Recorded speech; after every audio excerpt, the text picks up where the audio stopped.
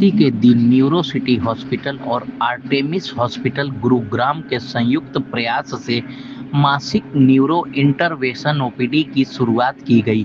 इसका पहला सत्र 30 जुलाई को आयोजित हुआ, जिसमें देश के वरिष्ठ neuro interventional surgeon doctor Tariq Mateen ने परामर्श दिया।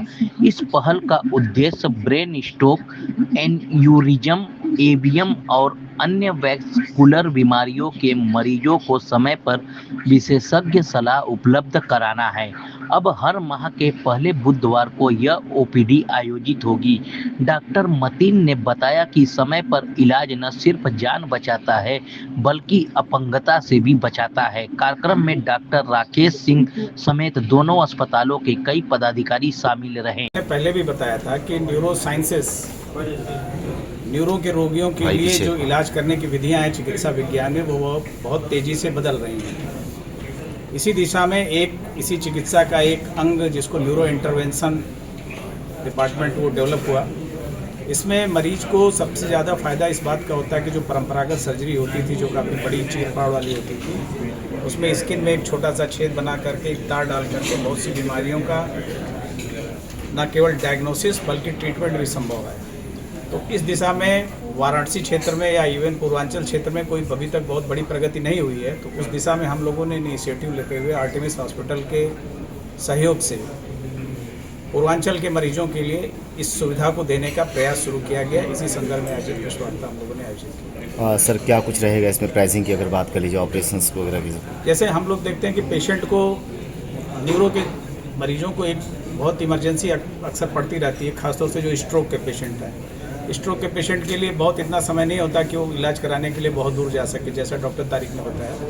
तो ऐसे मरीजों के लिए हम लोग आने वाले समय में न्यूरो इंटरवेंशन की विधि से, अगर उस समय एक उचित समय के अंदर, जिसको कि 4 साढ़े 4 घंटे का समय होता है, तो हम लोग आने वाले समय में उनको ऐसी सुविधाएं प्रदान करेंगे कि उनको अपंगता से या जो परमानेंट डिसेबिलिटी हो जाती है मरीजों को, उससे बचाया जा सके। इस नई तकनीक में हम लोग मरीजों में जो क्लॉट बनते हैं उसको समय के रहते अगर पेशेंट हॉस्पिटल पहुंचता है तो उसको निकाला जा सकता है, जिससे मरीज को आगे भविष्य में बहुत लाभ मिलता है। इस इलाज से बचाव के लिए क्या कुछ करना चाहिए पेशेंट को?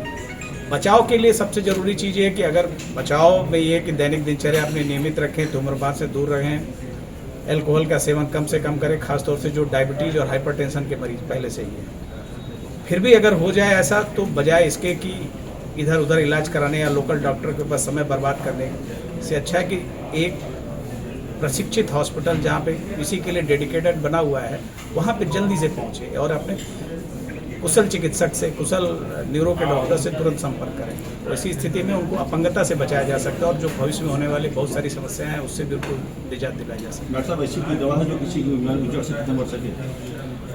ये डिपेंड करता है बीमारी क्या है मरीज को। न्यूरो की बीमारियां एक तरह की नहीं होती, बहुत सारी बीमारियां होती, तो किस तरह की बीमारी से पीड़ित है उस पर निर्भर करता है। बहुत सी बीमारियां होती है जो पूरी तरह से क्योरेबल होती है, उनको क्योर किया जा सकता है। अगर कुछ ऐसी बीमारी है जिसमें केवल बचाव संभव है, बीमारी होने के बाद एक सीमा तक ही इलाज होता है, कुछ कमियां रह भी सकती है, तो ये बीमारी के स्पेक्ट्रम पर निर्भर करता है बीमारी किस तरह की। इलाज होने पर रोग बढ़ जाता है, बढ़ जाता है, इलाज होता है किस तरह की, जैसे कुछ स्पेसिफिक कोई बताएं तो बताएं। जैसे कि ठीक हो जाते हैं, फिर बढ़ जाता है, ऐसा कि ये डॉक्टर तारिक इसका जवाब। ठीक।